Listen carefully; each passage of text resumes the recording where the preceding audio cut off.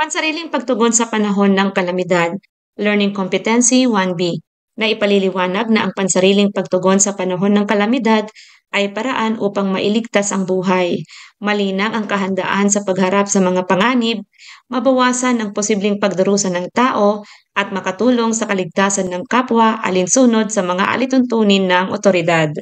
Sa unang araw ng ating aralin ay nakilala natin ang mga wastong pagtugon sa panahon ng kalamidad. Ngayon naman, lilinawin natin kung paano ang ating sariling aksyon sa panahon ng sakuna ay maaaring magligtas ng buhay, hindi lang ng sarili kundi ng iba. Pero bago ang lahat, alamin muna natin kung ano ang ibig sabihin ng tinutukoy ng aralin natin ngayon na pansariling pagtugon. Ano nga ba ang ibig sabihin ng pansariling pagtugon sa panahon ng kalamidad? Ito ay nangangahulugang maagap, matalino, at makabuluhang aksyon ng isang individual sa panahon ng kalamidad. Kapag sinabing maagap, ibig sabihin hindi naghihintay ng sakuna bago kumilos. Halimbawa, kung may balitang paparating na bagyo, ang isang maagap na tao ay maghahanda agad, mag-iimpake ng emergency kit o lilikas kung kinakailangan. Hindi niya hinahayaan na abutan pa siya ng panganib bago gumawa ng hakbang. Kapag sinabi namang matalino, ito ay nangangahulugang ang kilos ay hindi pa bigla-bigla. Dapat ay batay sa tamang impormasyon at payo ng mga otoridad. Halimbawa, kung may lindol, ang isang matalinong pagtugon ay ang pagsunod sa duck, cover, and hold. Imbes na tumakbo sa labas ng walang direksyon, alam niya kung kailan dapat manatili at kung kailan dapat lumikas. At kapag sinabi namang makabuluhan, ang ibig sabihin ay ang mga aksyon ng isang individual ay may layunin at positibong epekto hindi lamang para sa sarili kundi pati na rin sa kapwa. Halimbawa, bukod sa pagsasalba ng sarili, maaaring tumulong sa mga kapitbahay na bata, matanda o may kapansanan. Kapag may sakuna, hindi sapat ang umasa sa iba. May bahagi tayong dapat gampanan bilang isang mamamayan. Ang pansariling pagtugon ay tumutukoy sa mga ginagawa natin, hindi dahil may nag-utos lang, kundi dahil alam natin ang dapat gawin at handa tayo. Ngayon naman, alamin natin ang 4 na dahilan kung bakit mahalaga ang pansariling pagtugon. Ano nga ba ang kahalagahan ng pansariling pagtugon sa panahon ng kalamidad? Una, para mailigtas ang buhay.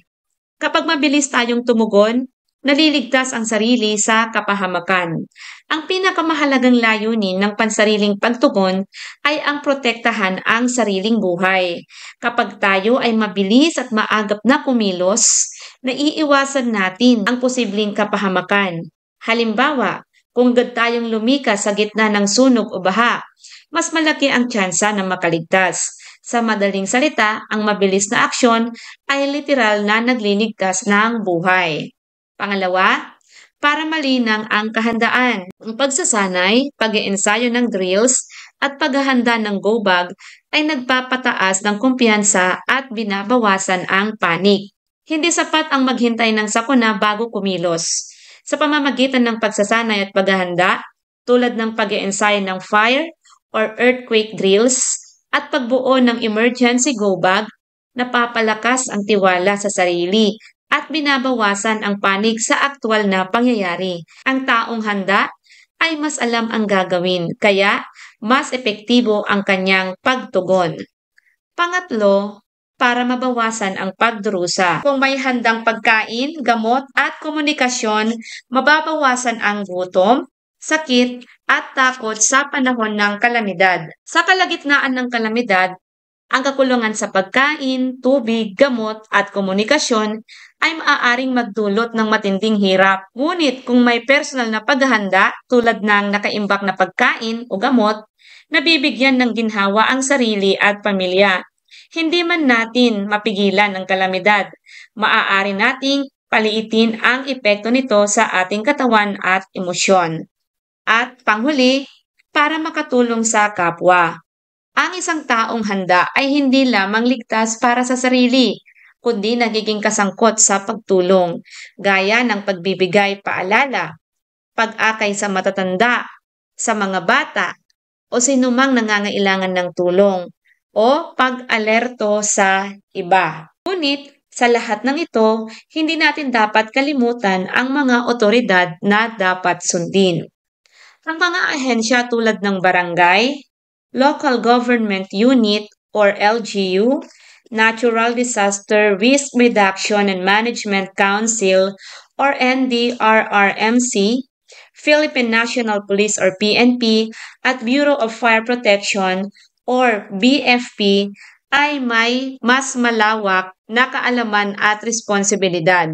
Ang kanilang mga tagubilin ay batay sa datos at mas malawak na pananaw. Kung hindi tayo susunod sa kanila, aari tayong malagay sa peligro. Ang maayos na koordinasyon ay nangangahulugang mas maraming buhay ang masasalba. Ang disiplina at pakikinig sa otoridad ay hindi kahinaan. Ito ay katalinuhan at kabayanihan. Tulad ng ating natutuhan, ang pagkilos ay dapat may malasakit. Maging ang Biblia ay may mensahe rin tungkol dito. Filipos, Kapitulo 2, versikulo 4, huwag lang ang sariling kapakanan ng isipin, kundi pati ang kapakanan ng iba. Ayon sa banal na kasulatan, ang tunay na malasakit ay ang pagtingin sa pangangailangan ng iba, lalo na sa panahon ng sakuna. Hindi sapat na ligtas tayo. Tungkulin din nating tiyaking ligtas ang ating kapwa. Ang pagtugon sa sakuna ay hindi lang gawa ng tapang, kundi gawa ng pag-ibig. Konklusyon ng aralin. Sa panahon ng kalamidad, ang bawat segundo ay mahalaga.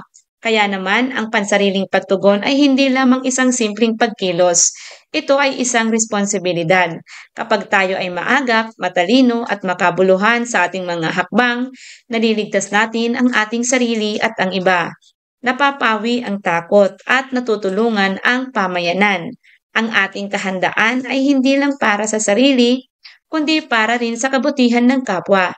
Sa pagsunod sa mga tamang alituntunin, nagiging instrumento tayo ng kaligtasan at pag-asa sa gitna ng sakuna.